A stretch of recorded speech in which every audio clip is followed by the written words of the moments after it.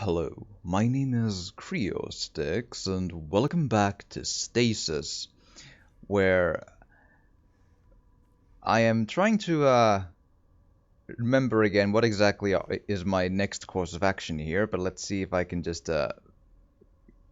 get on, top of that. Apparently I can't use this elevator, which is all well and good. Maybe there was this one, this platform. That could be the one I'm looking for here. And as before in the... Okay then! Loud and all inconspicuous as far as elevators go. Warning. The oxygen atmosphere generating system is no longer functioning. Product failure is imminent. Okay, good for us. So yeah, uh, again, I need to apparently use this nitrogen tank on the airlock door, which is all sounds very safe and the only sensible thing to do. Yes, and I'm indeed using as I'm using just as I did in the last few episodes a walkthrough because simply put, if I stand here and just try to think through every single puzzle and conundrum here, we'll be here all year. And the game is already really text heavy in terms of lore reading and such. So the pacing is already really slow to begin with. So if I don't do it this way, it's just gonna, yeah. So apparently I need to indeed use this slug gun on the airlock.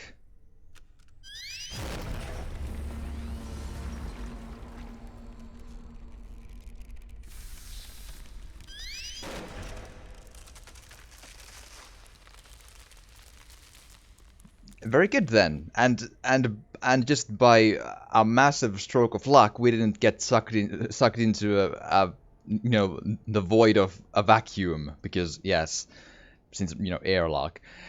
But yeah, so obviously, right? It's yeah, I've mentioned before that this is a really difficult game to, oh boy, difficult game to get through, and yeah, wow, that that sure is something. Healthy organism, hybrid, strapped down hybrid. It's moving but seems to be unaware of its surroundings, or it could simply have accepted its fate. Sounds fun, yes. So, create hybrids because reasons. Good. So apparently I need to pick up this tube of bone melding glue from here. Just, hi everyone. I don't... there's a terminal there. I might as well always check those in just in case we can learn some lore from those. That could be... Okay. Earth reports. Subject A2509 Lana. Subject's host Tara McCormick, First Lieutenant Marine Liaison. Observations. Rambunctious subject appears to have inherited her mother's powerful physical build and latent aggression. Lana has the makings of an excellent alpha female candidate. Recommendation: move Lana to a group cell, and as isolation appears to promote irritability. Okay. Subject 82517 Daryl. Host Willoughby Brody, Nurse Medical Deck. Sorry, Willow Brody. Observations. Quiet but intelligent. Attempted to pick the lock on a cell yesterday, but failed to escape. Excellent puzzle-solving skills, not like me. And while not especially aggressive, has a strong build. A thinker, clearly. If you say so. Subject 82522 Frederick. Host Mary Maxwell, non-crew member, caterer from Phobos. Observations. Subject shows little of his mother's solid frame, but is a superb hunter. Stalks and learns tactics by observing the others. Appears to be developing a strong tactical mind. 8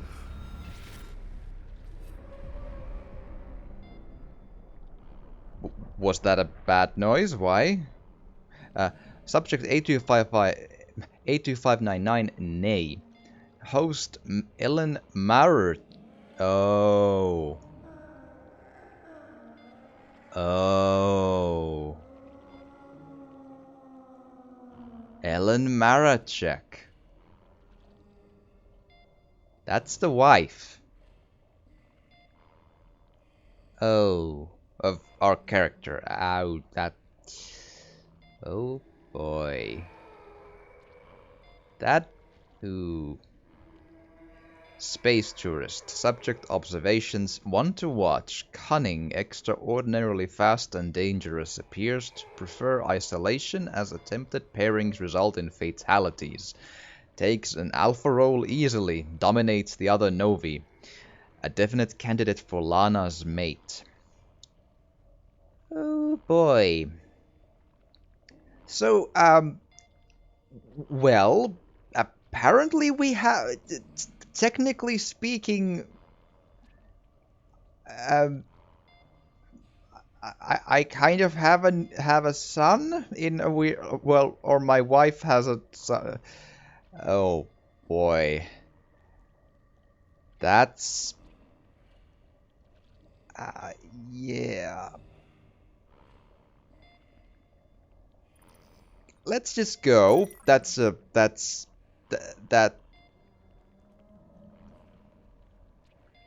that's the I don't know which one it is, and I don't want to know. Let's just leave. That's nasty, man. Oh. Okay, and I think just trying to collect my thoughts from that. Yeah. My next course of action should apparently be to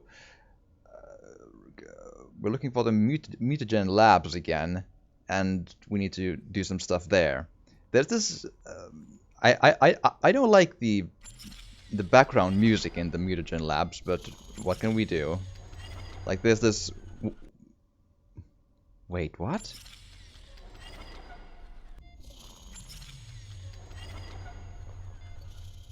Why would the power cell thing be on? That bug. But yeah, there's this like high-pitched noise that really just makes this a really like.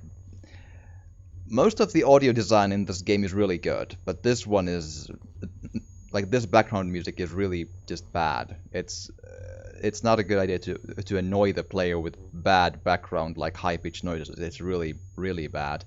Trying to concentrate to get us out of here, so I need to use the bone melding glue on the power cell there, which results in me having a thing. A power cell housing lock imprint, because that's apparently a good thing. And then we use the twisted metal on that thing to create a power cell housing key, because that's how everything sure. Then we need to use that on the power cell again to get things going. Ha ha ha ha ha. Yes. And then we, I believe, just get that from there.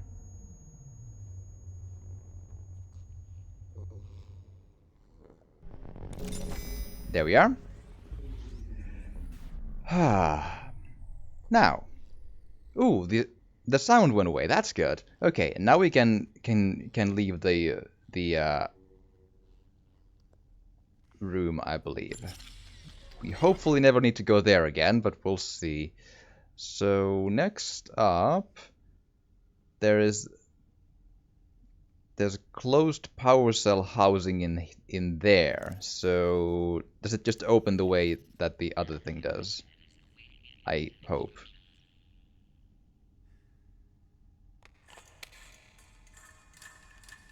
So,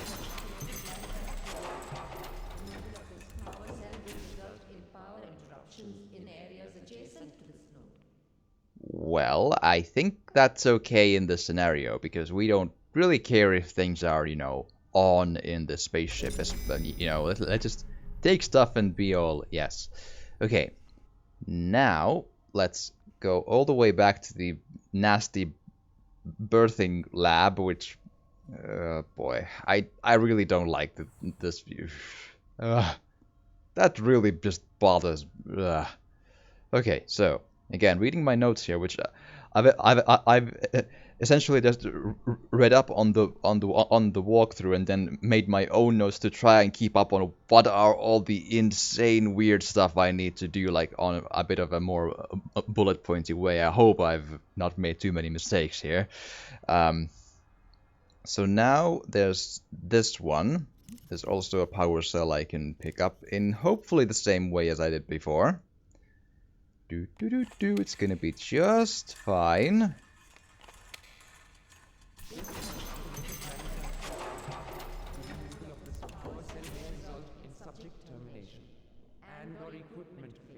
Glad for the subtitles because those automated those voice things are really just quiet and get drowned out by everything. There we are.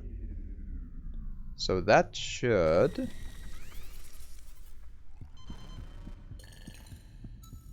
I can't move yet.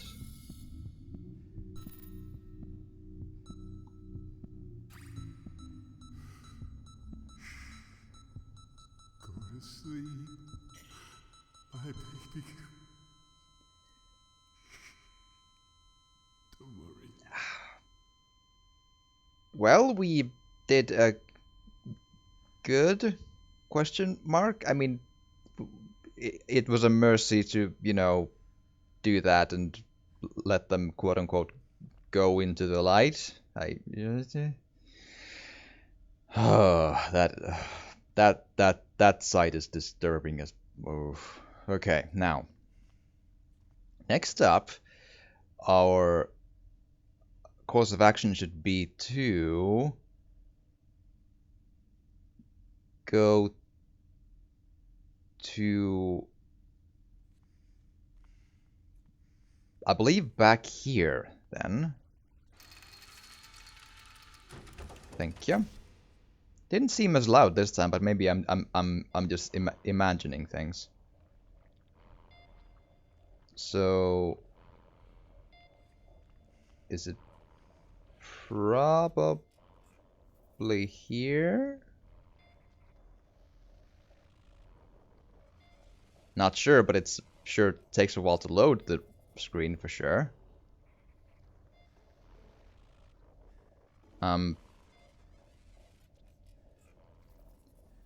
Hello. Strapped down creature. The creature squirms in its medical restraints. Great black eyes in a sunken grey face glare with malice. Okay then. Well, it looks like we have some PDAs here, and as per usual, since we've gone this far, I want to know the lore of what's going on. So. Don't go any further. I'm warning you now. How could you do this? I do with my children as I see fit. It's barbaric. Spare me the pity of the righteous. Your daughter owes her life to me. What do you know about Rebecca? ARG was good on this ship, Mr. Marichek. Cancer, HIV, Ebola. I eliminated them all. Her life is mine to do with as I choose. Oh yes, I know about everything, Johnny boy. I know about your daughter and all about your wife. You are accountable. Jan his signal, John. You need to hurry. We're close. Again, I've mentioned before, but the audio design is really bad in that the radio dialogue is super low volume compared to everything else, and you cannot adjust that. Okay, so PDA, let's roll. Dr. G. Mallon. Again, and also Mallon's voice acting. I realize we're going for the Eastern European baddie, hard accent thing. It sounds hilarious. Well, I am the evil one, and I will do with her life as I see fit. So come on now. Just don't say anything if that's the result you get. Just don't use dialogue at all then. Okay, January 1st. The new year begins, the wheel turns, and the Groom Lake continues to lead the vanguard of scientific discovery for all of humankind. Yet I feel dissatisfied. Even as the peons who work under me celebrate the new year, I wonder why. Why would you celebrate such an asinine concept as an outdated Gregorian calendar on a ship that's currently swimming through the depths of space? The reason is clear. Comfort. They fear the unknown, the alien, the impossible. I do not. I embrace the unforgiving cosmos with open arms. The problem with the research we do is the humans doing it, constrained as they are by conscience, remorse, and sometimes even fear. We try to grasp the infinite and give it a framework that ill-fits its cosmic splendor. This is my 10th year as a special projects director for Kane Corporation. Despite my discoveries and quest for knowledge, I'm held back at every turn by paperwork, moralizing scientists, and that group of degenerate toadies that I sit on the board with. If I were rid of them, then my word would be God, my word. Not the word of a corporation. Still, they have their uses. The research is funded by Kane, and the Groom Lake is kept running by the money and personnel they provide. But the time will come when all this changes, you mark my words. March 19th. I'm inundated with emails from all departments about inconsistencies with storage and contaminated samples. This grand masquerade is sometimes more tedious than it's actually worth. Worst of all was Dr. Way, and that technician, Miss Callister, is it? I'd normally make short work of such troublemakers, but it hardly seems worthwhile. Troublemakers must be allowed to make trouble, because if they disappear, that legitimizes their claims, and somebody will always take up the fallen crusader's torch. Dr. Buckman's tendencies are becoming harder to restrain. I'm well aware of his shortcomings. The old man is as brilliant as he is deranged, yet manages to go about his work with sociopathic glee. He's useful to have around. He has requested more bodies for seed, specifically more women who were recently pregnant. That is problematic, as we have very few such women on board and imports are not easy to come by. We may have to play this one under the radar. May 20th. That fool Dr. Gray complained yet again about his beloved insects becoming more aggressive as a result of the power outages. So what? Let them spill out onto the decks as far as I'm concerned. The importance of seed outranks the hydroponics project work by 1,000 to 1. I do like playing chess with Dr. Gray, of course. I win every time. A little fact he's unlikely to tell anyone, although he does seem quite happy to contact anyone who's interested with the opinion that he'd be the next best candidate for my job. Sebastian, you could not, handle what I do. If you believe otherwise, then you're as great a fool as I imagine you to be. When the day that I foresee comes, your rotting corpse will be under my feet, and I will laugh. July 4th.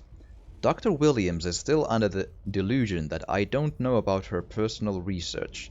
Officially, it's illegal for staff to conduct their own research, but this is interesting. Recreating her dead lover in the form of a hybrid? How fascinating. If it works, I'll make use of it. If it doesn't, then it'll burn with the rest of the rejects. The woman is obsessed, and I know that DeSantos is playing no small part in feeding her delusions. I know her secret research won't cause me any problems, or I would never have allowed her on Project Seed. October 23rd. So it seems contaminated waste from the corpse disposal overspill is contaminating the ship. It's causing fungal growths, or so my various drones tell me. The fungus is a riveting proposition, though. While I'm angry at Dr. Bachman for terminating more subjects than strictly necessary, these unintended side effects are fascinating. I intimated as much to Dr. Gray, and of course stroked his ego with hints at promotion and glory. He'll keep the fungus alive. The engineers want it destroyed, but I'm sure we can delay that. This experiment is becoming more engaging by the day, and I haven't even had to lift a finger. So while they clog up my inbox with demands and Rome burns, I plan to play the violin. We're more than secure here anyway, and this has a certain inevitability about it. I must record the daily developments as the experiment grows. November 30th. It is as I foresaw, panic, destruction, and mayhem, and yet Seed continues apace. Once the fervor and the flame dies down, we'll sweep the decks of detritus and repurpose all of it for my beautiful hybrid creations. No more growing plants for the good of mankind. God is no longer in the machine, my friends. I am God. December 25th. My beautiful children have excelled themselves. They kill, they learn, they adapt.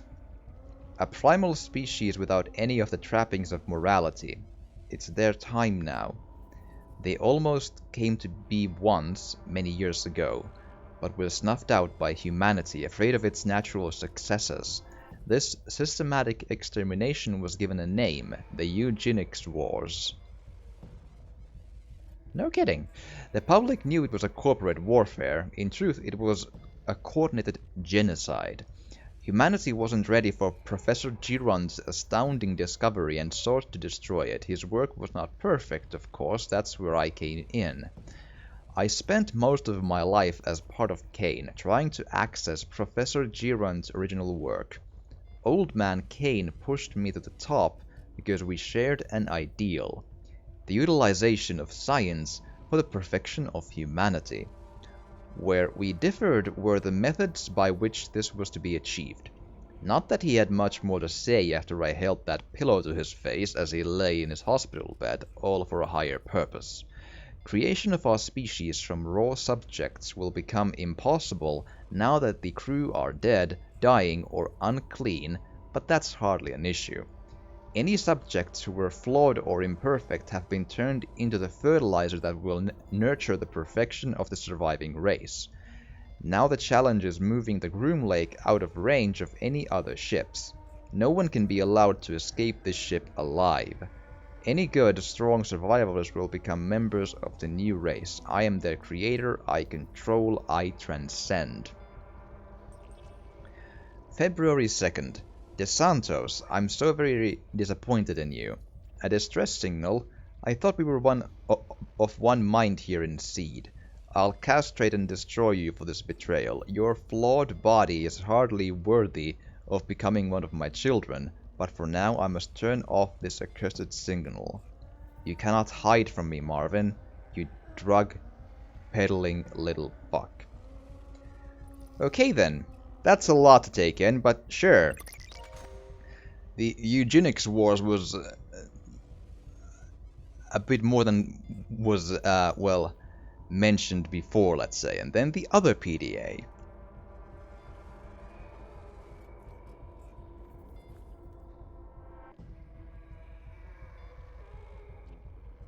If you will, please. Robert Lincoln. July 23rd. I've been reassigned to investigate the disappearance and murder of 2 scientists in the employ of Dr. Malan. A strange matter to be sure.